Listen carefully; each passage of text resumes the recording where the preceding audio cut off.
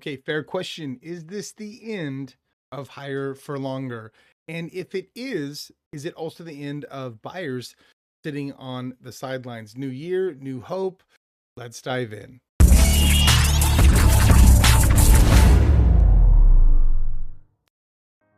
Okay, so we got a lot to get into today. It's a heavy, busy week. There's some important stuff in here. I want to start off first asking you guys a question, and then we'll dive into the update. Lots to get to. Okay, but if you've been watching my videos, YouTube, social, email, all the above, you know that I've talked about some products, and I'm going to talk about them a little bit more here, specifically one product in particular, which is the all-in-one loan. And if you guys could take a deeper dive on some products, I'd like to know, just put in the comments below, hey, all-in-one, I want to know more about a product that is unlocking buying potential and incentivizing folks to buy properties all across the board, but even the higher end of the spectrum is what we're seeing now, because it minimizes interest cost so much. So if you're in luxury real estate and for primary homes or investment products or second homes, vacation homes along the beach, all-in-one is something you want to know about it. If you want to take a deeper dive, more of a virtual lunch and learn or an actual lunch and learn or one-on-one, could be all of the above. Let me know all-in-one down below. If you've got buyers that have been sitting on the fence because they're saving more for their down payment and they could use a boost, namely the only crowdfunding down payment resource of its kind in the nation, well, then that's HomeFundIt. You may have attended a Friday call before on HomeFundIt and learn more that way. If you want an individualized or team call about HomeFundIt, let me know if that's something you're interested in. And then finally, list and lock. We're going to talk about how rates have seen an impact from the announcement from the administration that they're going to do a form of quantitative easing. I'll get into more of that in our update. But if you were to combine the power of quantitative easing with financing incentives from sellers, you guys know this, buyers are thirsty for all the affordability they can get. If you combo seller financing incentives with decreased or lowering rates, decreasing rates, you might get the 1-2 punch you need to get your home off the market and into escrow. So all-in-one, HomeFundIt, list and lock. Let me know what would be the most of interest to you down below. We'll go ahead and say all three. Let's get into the split screen and look at the market. We're seeing some things happen right now as a result of the MBS purchases that the Trump administration, or just let's just say it, Trump himself said that the conservatories, Fannie Mae, Freddie Mac, are going to use their funds to purchase mortgage-backed securities. And there's two components that really make up our interest rate environment, 10-year treasury or treasuries and mortgage-backed securities.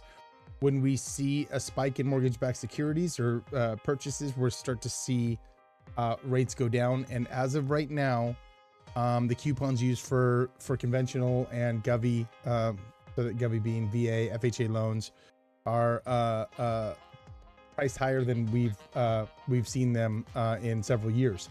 That is putting pressure on interest rates. This is the MBS market, so this is mortgage-backed securities. We can see here we are, and if you look at the last 6 months, you don't see it reaching this point.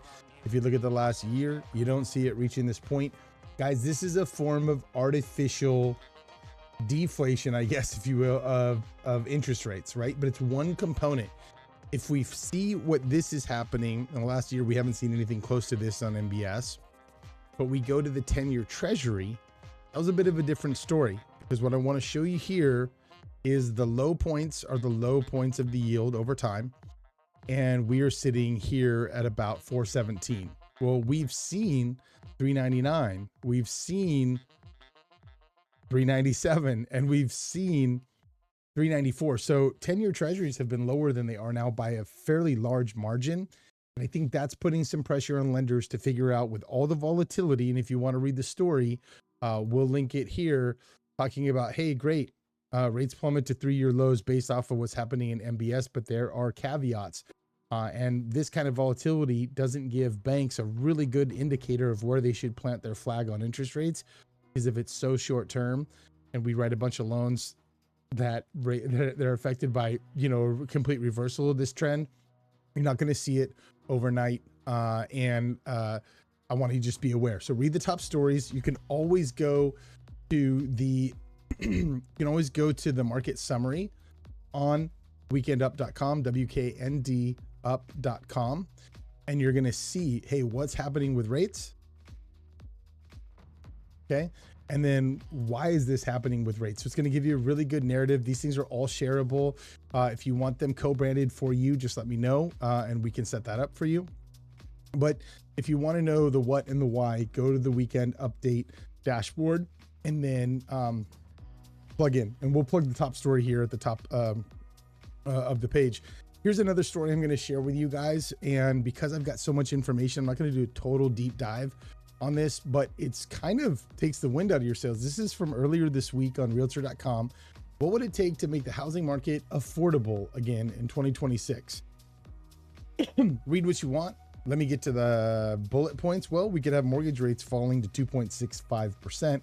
I can assure you we're a long way from that based off of even the most recent developments of yesterday, which was the MBS market, and then today's labor, Bureau of Labor Statistics, non-farm payrolls, and unemployment rate going down just a smidge as well. So mortgage rates are not 2.65.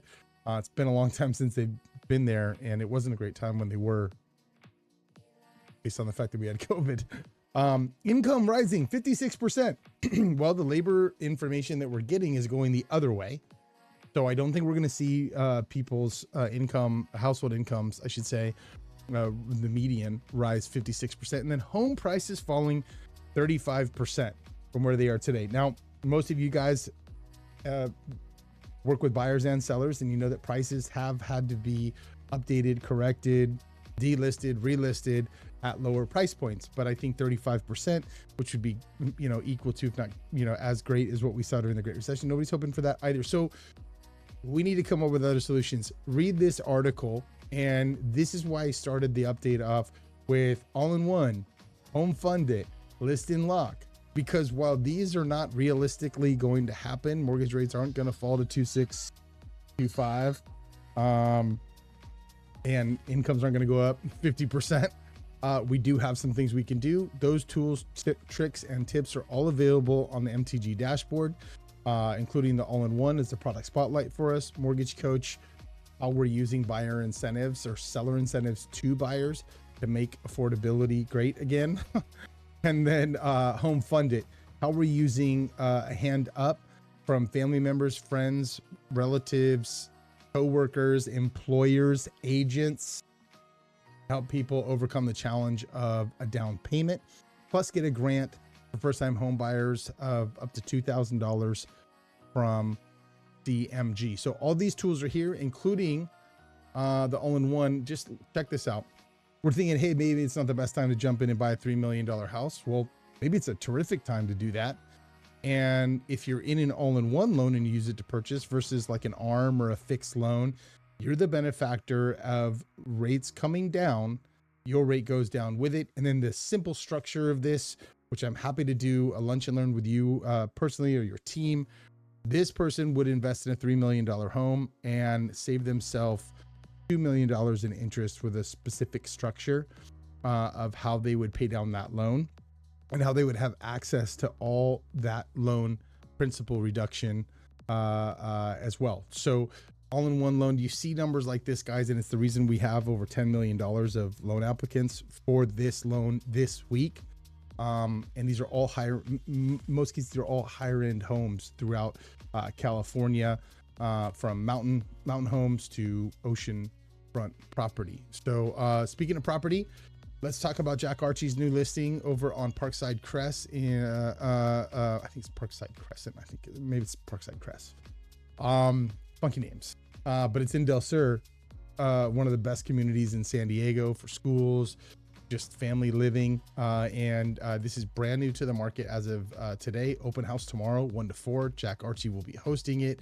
Gorgeous house. I've been in this house, and on the corner, super cool backyard, and just a gorgeous place. So if you want information on that, reach out to Jack Archie. click on the listing highlight on the weekend update right here. And then last but certainly not least, Zach Brown. Awesome home down in the La Mesa College area. Cool backyard on this place. Yeah, yeah. I think it's still, does it have the jacuzzi still? Maybe they took out the jacuzzi. They did take out the jacuzzi. You can put a jacuzzi in if you want. Used to have a jacuzzi. Brand new pictures, really just came on the market today. Open house happening at 5 o'clock. And then both Saturday and Sunday as well. Great home in the college area. 3-bedroom, 2-bath at 1,200 square feet, under $950,000, right?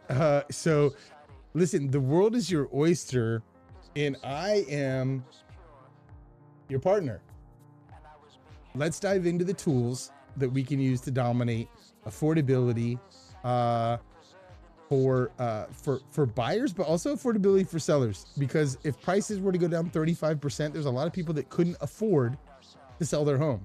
So we got to come up with strategies that make it more realistic, more relevant, and more successful for all of the above. Quick and dirty, I'm off to now work on Little League assessments that happen tomorrow. Have a wonderful weekend. Weekend Up, WKND.com or up.com. And then also MTG dashboard for clients that want to know what's happening. Check it out. Thanks for watching along and following. See you soon.